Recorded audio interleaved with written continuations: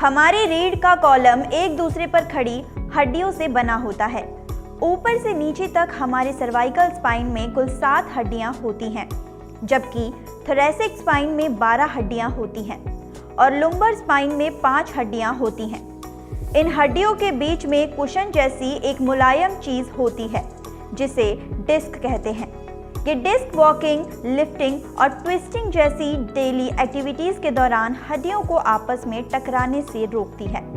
Disc रीढ़ की हड्डियों को किसी प्रकार के झटके या दबाव से बचाती है। रीढ़ में हर डिस्क के 2 भाग होते हैं, एक नरम भीतरी हिस्सा और दूसरा कठोर आउटर रिंग। अक्सर इंजरी या वीकनेस की वजह से डिस्क का भीतरी हिस्सा आउटर रिंग से बाहर निकल जाता है।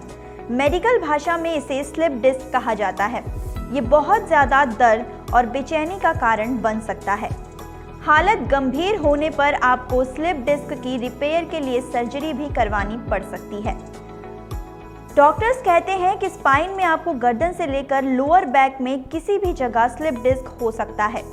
हालांकि स्लिप डिस्क में लोअर बैक को सबसे कॉमन एरिया माना जाता है।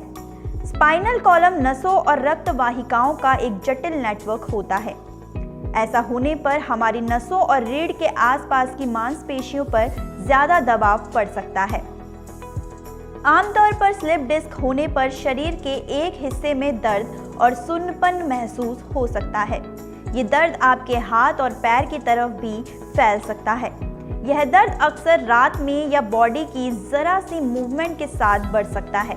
आपको उठते बैठते दर्द महसूस होगा, मांसपेशियां कमजोर पड़ने लगेंगी, इफेक्टेड एरिया में झंझनाहट, दर्द और जलन भी महसूस हो सकती है। स्लिप डिस्क की दिक्कत उस वक्त होती है जब रीढ़ का आउटर रिंग कमजोर पड़ जाए या उसके फटने पर भीतरी हिस्सा बाहर निकल जाए। बढ़ती उम्र के साथ अक्सर ऐसा होता है। इसके अलावा अचानक मुड़ने, घूमने या किसी चीज को उठाते वक्त स्लिप डिस्क हो सकता है। कई बार किसी भारी चीज को उठाते वक्त हमारी लोअर बैक में मोच आ जाती है, जिसकी वजह से स्लिप डिस्क हो जाता है। अगर आप ज्यादा वजन उठाने का कोई काम करते हैं तो इसका खतरा ज्यादा है। इसके अलावा मोटापे से पीड़ित लोगों में भी स्लिप डिस्क का जोखिम ज्यादा रहता है। डॉक्टर्स कहते हैं कि कमजोर मांसपेशियां और सुस्त लाइफस्टाइल भी कमर में स्लिप डिस्क के लिए जिम्मेदार हो सकता है। जैसे जैसे इंसान की उम्र बढ़ती है, स्लिप डिस्क का खतरा भी बढ़ता है। ऐसा इसीलिए होता है क्योंकि उम्र बढ़ने के साथ साथ डिस्क और प्रोटेक्टिव वाटर कंटेंट को खोने लगती है। परिणाम स्वरूप डिस्क बड़ी आसानी से अपनी जगह से खिसक सकती है। महिलाओं से ज्यादा पुरुषों में ये दिक्कत ज्यादा देखने को मिलती है। स्लिप डिस्क में सबसे पहले डॉक्टर शरीर की जांच करते हैं। वे आपके दर्द और बेचैनी की वजह को जानने की कोशिश करेंगे। वे आपकी नसों के फंक्शन और मांसपेशियों को समझने का प्रयास करेंगे। वे देखते हैं कि इन्फेक्टेड एरिया में किसी जगह छूने से आपको दर्द होता है। इसके अलावा doctor X-ray, CT scan, MRI scans और डिस्कोग्राम्स के जरिए भी स्लिप डिस्क का पता लगा सकते हैं। स्लिप डिस्क आपकी नर्व्स को हमेशा के लिए डैमेज कर सकता है। कुछ मामलों में स्लिप डिस्क हमारी लोअर बैक और पैरों में मौजूद कॉर्डा इक्विना नर्व के लिए दिक्कत खड़ी कर सकता है।